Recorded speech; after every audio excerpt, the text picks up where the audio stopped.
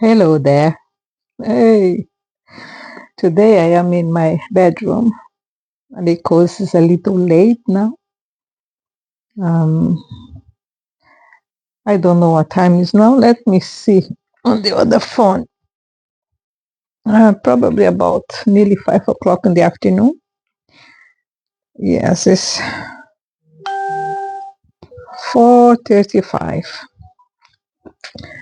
So um, I changed the place where I am doing the video today because probably my daughter is going to start cooking.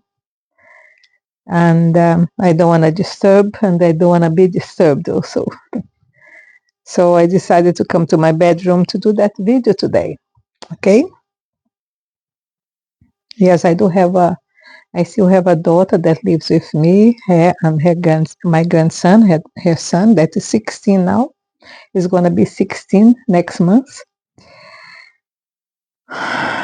Yeah, she suffers from um,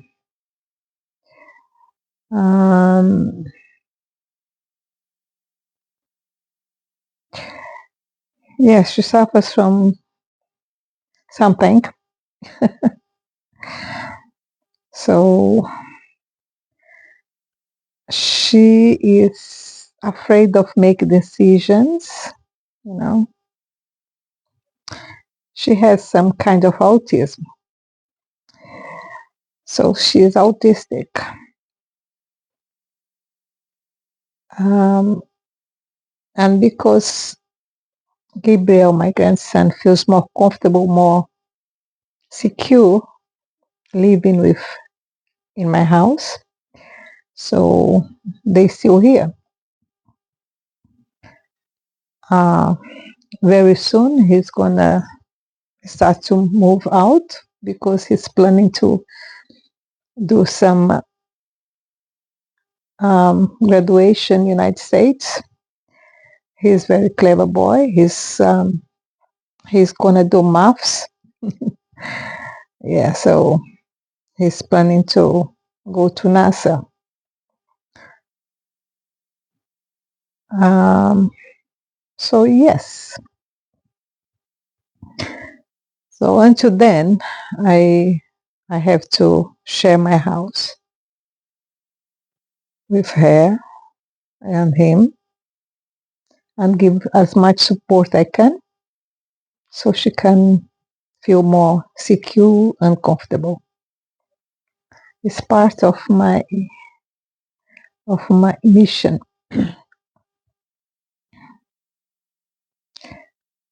I knew already that something would happen like this because when I was pregnant, the doctor told me that she would have some issues, but I never thought something like this because when she was born, this autism was not yet um, recorded. Actually, they start to this was recognized as autism when I moved to England in 1994. So she was already she was already 10 years, no, 8 or 9 years. No, she was 7 years old. Okay, but you didn't know about it. So yeah, okay. Apart from this, of this situation, everything is okay. Everything is good. I have been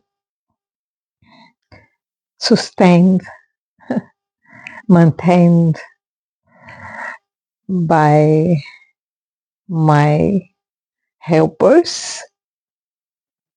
Yes, as a single mother from long time. So yes, all good, all good. Well, last video we talk about the Ezekiel, Ezekiel the prophet. Yeah. So we talk about his experience with that aliens creatures. So when he was I'm gonna continue talking about it. Okay, I'm gonna do a vision of a total vision of everything that Ezekiel experimented on those days. So when he saw that creatures, that four vehicles, uh, he saw between one of them, he saw a person, a humanoid. He described it as a someone like man, looks like a man. So it was a humanoid creature. And that humanoid creature told him to eat some book. It's not a book like this. It was a different book that used to have on those days, like a papyrus, something like this. So it was a whole, yeah. So this man, this creature, told him to eat that. As you continued reading the book, studying the book, we can understand why that being, that creature, told him to eat that book. Because Ezekiel would pass through so many challenges that he had to have some supply of energy. Okay? So the supply of this energy was on this hold, or this thing that he ate. And he said when he ate it, it was sweet to his mouth and to his belly. So it was something that gave him strength and, sustenance for everything that he will go through after that. So sometime after of this experience, this being came to him, not on the vehicle, but probably he got a packet in somewhere around there. God knows. So one day he came to him and said, look, I want you to take a brick. Okay. The brick on those days was a big one, not like small bricks that you have today. Okay. It was very large and big. He said, took that brick and I want to draw or make a maquette on that brick of Jerusalem, of the Holy Land. And he did a maquette. He spent some days building it on that brick. So then later, after he finished that work, I would love to see that. This creature came back to him and said, now you're gonna put there on probably in his living room, something that was open, because that creature told him that he will be laying down there by the side of that brick for 390 days. It's more than 300. Let me see exactly how many days. Oh God, where it is now, Miriam. Ezekiel 2, but now I speak my words. Let's see. Because he had to be laying down there for all this time. Let's see. As for you, look, now, son of man. That's the way he always speaks with Ezekiel. Son of man. He always called him son of man because probably he was a son of another creature. He said, he told him to do that and put things around that brick, like the city was being sieged, the city was being surrounded by the enemies. Okay, so he would, and then he told him, look, you have to prepare everything, put everything by your side, plates and weed and food and everything put by your side, because you're going to be laying down there without standing. Because everything that you have to eat just a little piece every day. Look, don't ask me how he was doing his necessities, because he was tied down in that position. Probably he didn't. Probably the thing that that creature make him eat was enough to shut down his intestines and shut down everything. So don't ask me how he managed that. I don't know. If his wife was helping him, probably during the night, I don't know. It's something that you don't know because they don't describe it. Because he would have to prepare everything for himself. Laying down, look, as for you, laying down on your left side and lay the iniquity of the house of Israel and bear the iniquity for a number of days that you be laying on it. And he tied him down with rods, not physically rods, but spiritual rods. He was not able to move, otherwise he would have moved. Because you can imagine, you stay, look, I want to see exactly bear the iniquity of the number of the days as you laying down.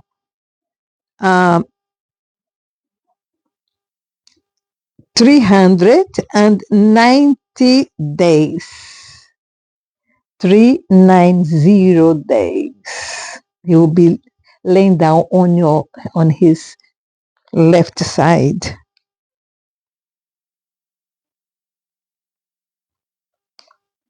You shall bear the iniquity of the house of Israel. When he completed these 390 days, he would lie on his right another 40 days. So the total would be 430 days. Each day was it was significant. It was like 1 year. For each day was 1 year. Okay.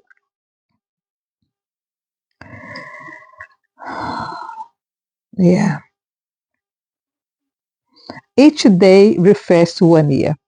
So the left side 390 days for 390 years, and the 40 days on the right side was the 40 years. Now, how that, when it was that?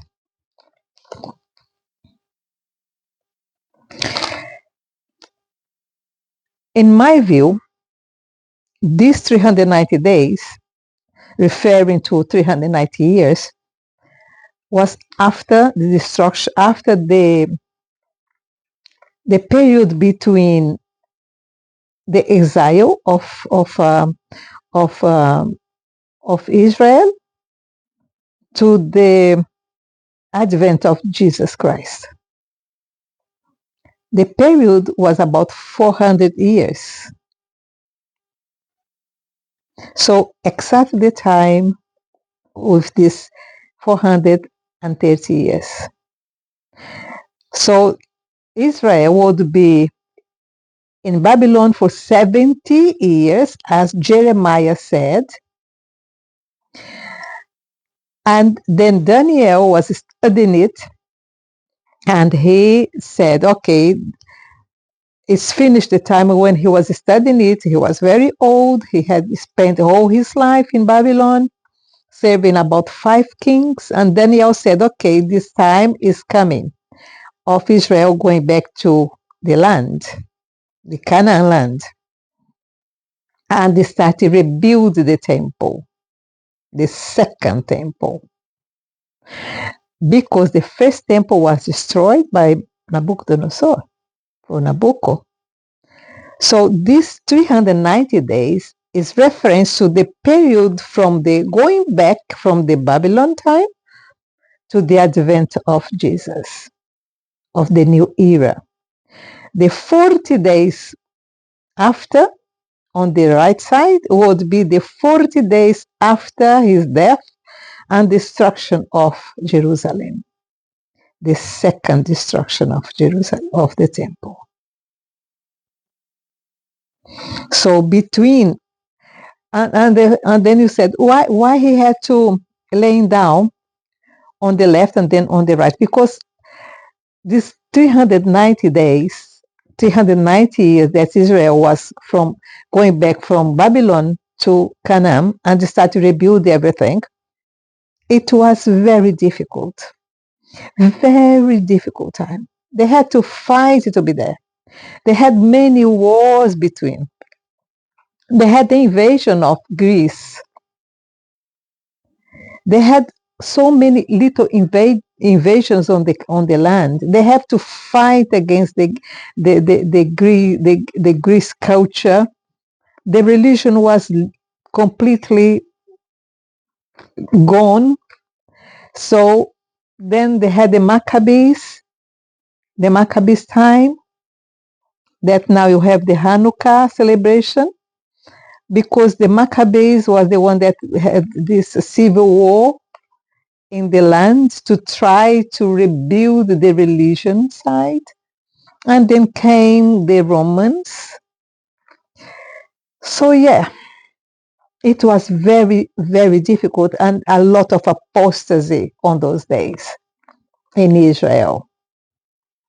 Exactly the way he was discovered here on the chapter 4.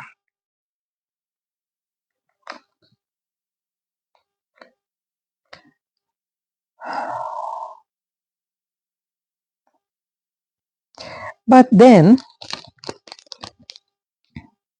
after this, they have a loads of things, loads of the demonstrations and exercises that Ezekiel has to do between the time. So from this time to the visions of the new restoration after the second destruction of the temple, he was just saying how many sufferings the people would have. He was describing the destruction, everything, and the suffering it would be. So on the year 25 of his captivity, the 25 years of his captivity, he was now 50 years old man. This creature of the above, this humanoid, came to him again. He came many times during his book. You have to read and study the book, okay? I'm just giving some tips of what is in Ezekiel, so to make you curious to study the book, okay? Because you're going to understand a lot what's happened today and what's going to happen future, long future. So when 25, when he said, when this man came last time, the last time he came to him, because after that Ezekiel died, he didn't got too old. So no, I am here. Yeah, 47. At the end, after 25 years of his captivity, this man came to him, this like a man, came to him, said, okay, I'm going to take you, I'm going to bring you to a different place. I'm going to show you something. And then he brought him to the second destruction of the temple.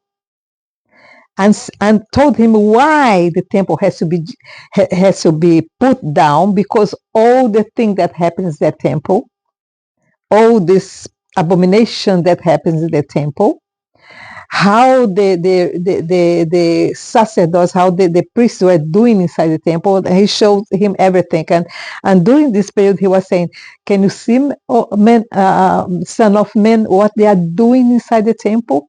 Can you see, son of man, how the wives of the priests is doing the temple?"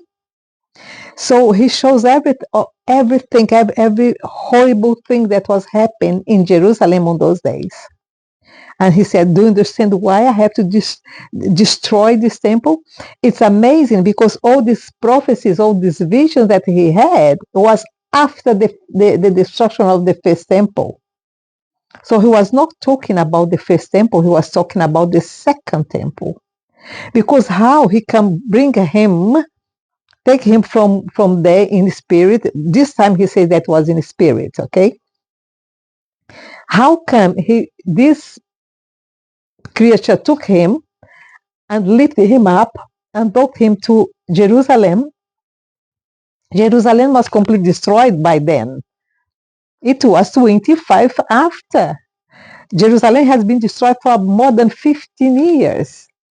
Jerusalem was not there, it was all rubble. So when he took Ezekiel, he was showing the second temple, not the first temple. And then he says to him, "Can you see what they are doing in the temple? Can you see what they are doing in the streets of Jerusalem?" So Ezekiel saw the Jerusalem of the time of Maccabees, of the time of Roman dominion. It's amazing to think about it. It's amazing. Something in future. He was seeing something in future 400 years, 300 years after himself. And then, after the second destruction, he said, "Now I'm going to show you the new temple, the temple number 3. And then this being had a rod, had a metric on his hands. He was measuring the city, the temple, the surroundings, everything. He measured everything, and he gave details of the measurements to Ezekiel. He said, "Look, the temple is going to be this side, that side is going to be this and that." Details how the columns will be built. Details how the walls will be built. Amazing how many stairs and how many columns. Everything is in details. This being showed him details, and as he was artist, Ezekiel was artist, and he was a singer also. So as he was an artist, he was able to draw everything that the angel showed to him. This angel, or this creature showed to him, because he never called him angel. Okay, he always say the creature, or the one that looks like a man. You know. So he gave every details of this construction of the 30th temple. That's why Israel today have a maquette of the temple, how it's going to be, because it's based on this, on the prophecy of Ezekiel. But I want to get to something that is like impossible. It's going to be like something that today, when you say something, when you said that, when you read it, you say, "How come it's going to be? How?" Because to build the temple the way he described it, everything that is in that place there has to be destroyed.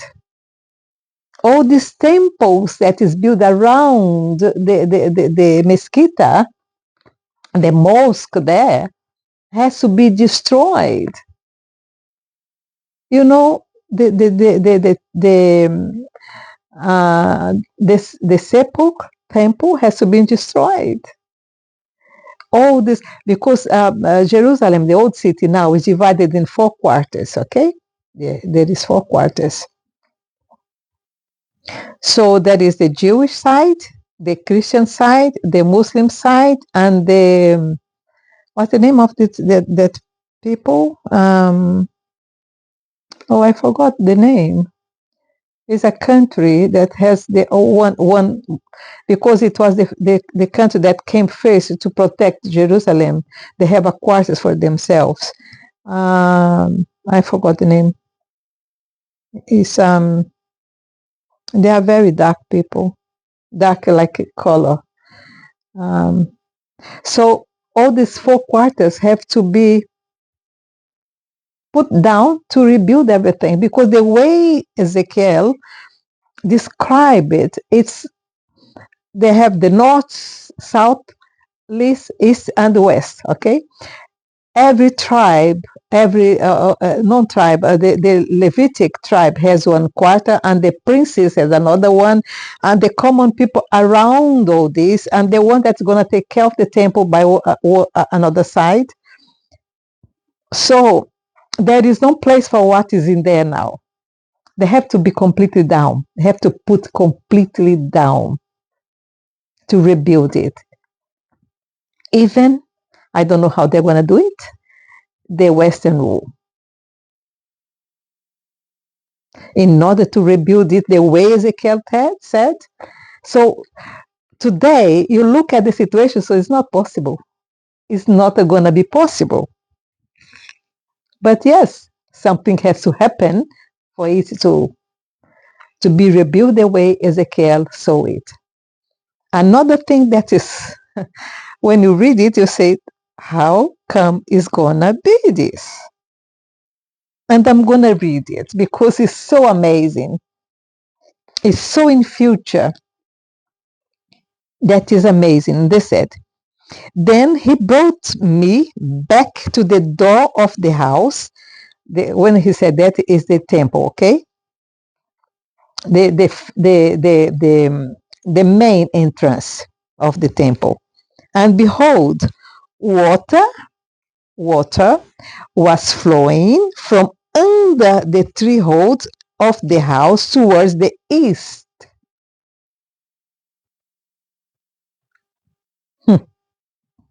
For the house faced east, and the water was flowing down from the right side of the house, from the south of the altar. So from the under the temple, by the side of the altar, the south side of the altar, water was coming down. It was a fountain of water there. Let's continue reading. And he brought me out by the way of the north gate. So the water was coming from the south to the north, was coming down. Israel is on the south and the north coming down to Egypt. So the water was coming down to the north. And lead me around on the outside to the gate by the way of the gate that faces east. And behold, water was trickling from the south side. The south side. It's gonna be a river. Let's continue. When the man went out towards the east with a line in his hand, a measure on his hand, he measured 1,000 cubits, and he led me through the water reaching the ankles. So the water starts very thin and very light and very soft and very fine. But as it was in his ankle, so it was not that deep. It's like a canal that is going to be built by the sides of the altar towards the north, by the east side. Okay.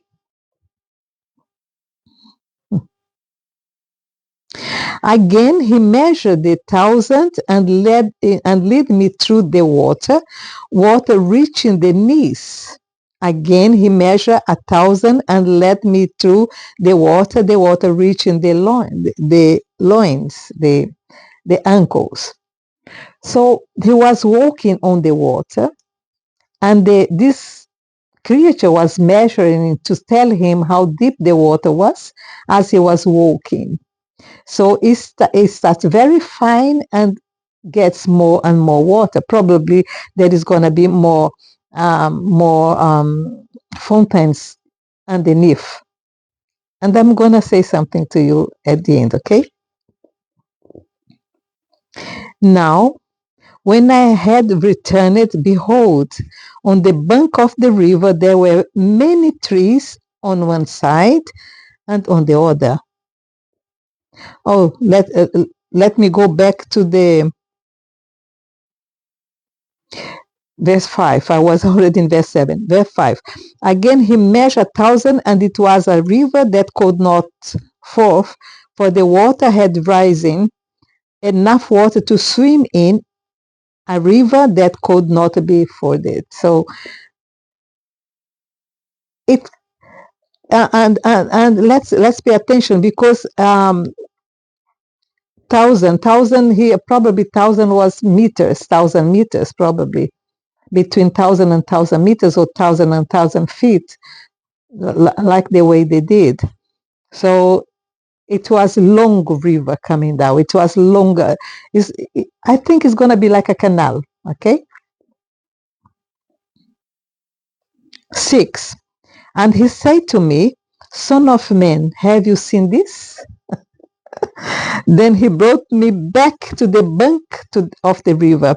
Now, when I had returned, behold, on the bank of the river there were very many trees on the one side and on the other. So they planted trees by the sides of this canal. Must be beautiful. Then he said to me, these waters go out towards the eastern region and go down to the Araba. Then they go towards the sea, being made to flow into the sea, and the waters of the sea become fresh. This sea here is the Dead Sea. Okay, he was talking about the Dead Sea. And it will come about that every living creature which swarms in every place where the river goes will live.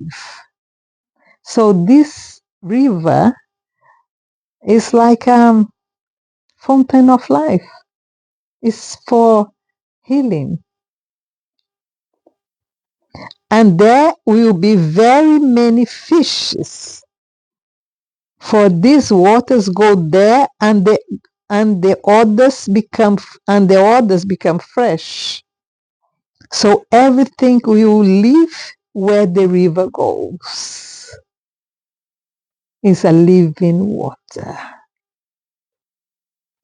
And it will come about that fishermen will stand beside it from Engedi to Eneglain. There will be a place for the spreading of nets. The fish will be according to the kinds, like the fish of the great sea, very many. So he was saying that the sea,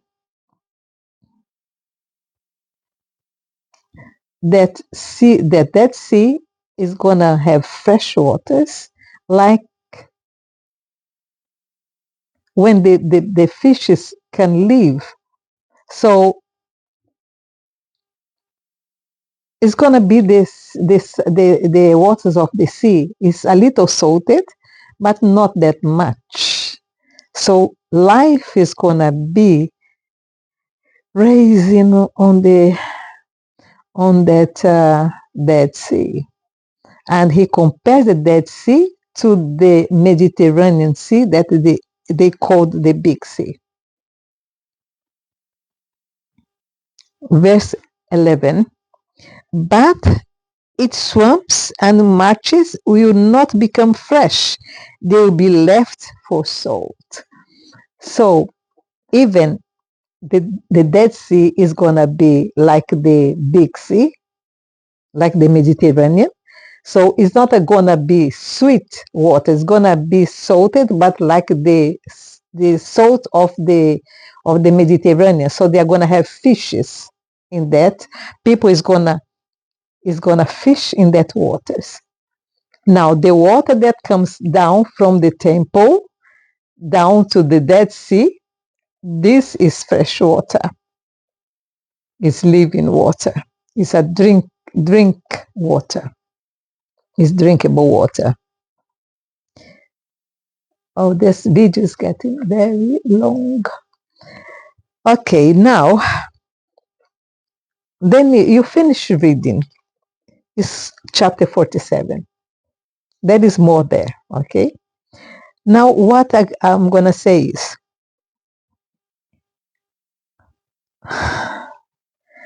as everything that the prophet said, even the amount of time, the amount of years that Israel would have, the struggles to rebuild the second temple, and then destruction of the second temple, and the reasons for the destruction of that second temple, and then the reconstruction of the third temple, as everything was so accurate that Ezekiel said, and even for the people of his days, he was talking nonsense. This man is gaga, this man is dreaming, nothing is going to happen. Looking at the situation is impossible. I'm going to say to you, even if you see reading this and see that is impossible. Sometimes I look at it and say, God, how are you going to do? I'm curious how you're going to manage that. Because people, have you been in Jerusalem? I have been 6 or 7 times. And I look at the situation and how, God, how are you going to do it? Because looking at it's not possible. How come that mosque is going to get to the floor and destroy and destroyed so the temple can be rebuilt? How are you going to take the Christians there? Or I forgot the name of the quartz, the other ones. How are you going to take the Jewish from there? I don't know. To be honest with you, I don't know. That's why I'm thinking that is not for now. You're going to have some couple of 100 years before it happens. Now about the river. If you have been in Jerusalem and if you have been in the caves there is some fountains of water in there. I have been seeing it. Yes, there is water that flows.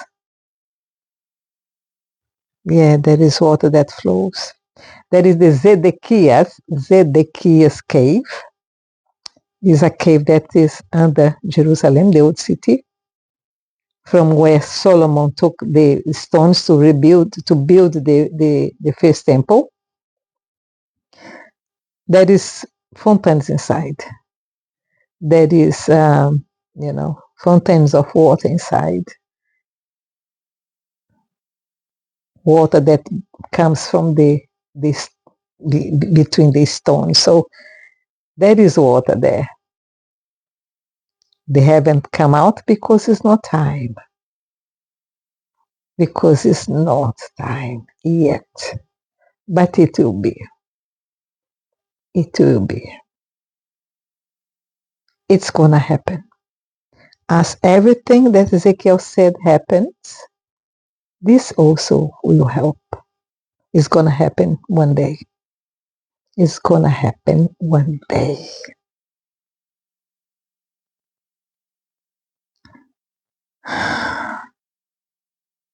Yeah, we are not going to be there to see it, but I know it will be. It will be. So, God bless you. Keep you safe. And yeah, go down there. Study Ezekiel and enjoy it because it's beautiful. And future is going to be great. Great. Technology and everything is going to be great. It's going to be great. God bless and keep you safe and you also. Bye-bye.